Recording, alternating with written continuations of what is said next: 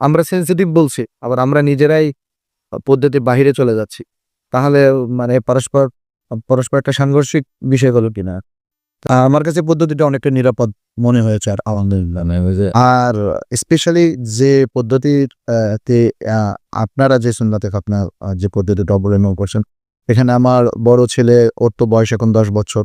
ওকেও প্রায় আমরা ঐরকম ৫-৬ বছরে পড়িয়েছি ২০২১ এর দিকে বা ২২ এর দিকে।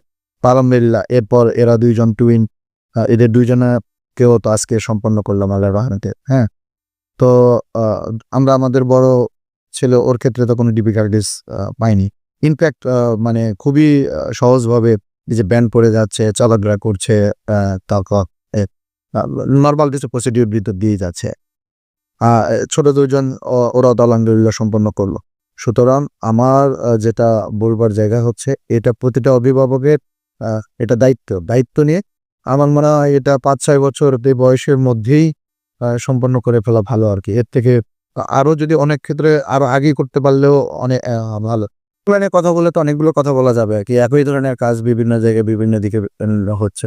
বাট আমার মনে হয় যেটা ওই যে হসপিটালে বা উম উম মানে সার্টিফাইড ডক্টর বা স্পেশালি এই কাজের জন্য প্রশিক্ষণপ্রাপ্ত ডাক্তারের মাধ্যমেই আমার মনে হয় এখন আ এ যেহেতু আমরা সেনসিটিভ বলছি, আবার আমরা নিজেরাই পদ্ধতির বাহিরে চলে যাচ্ছি।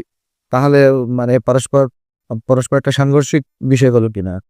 তো সঙ্গত কারণে আমরা যদি নিরাপদ থাকতে চাই, হ্যাঁ? তো আমার মনে হয় সার্টিফাইড ডক্টরের কাছে বা যারা এই বিষয়ে বিশেষ প্রশিক্ষণ প্রাপ্ত তাদের কাছেই আসাটা ভালো হবে আরকি।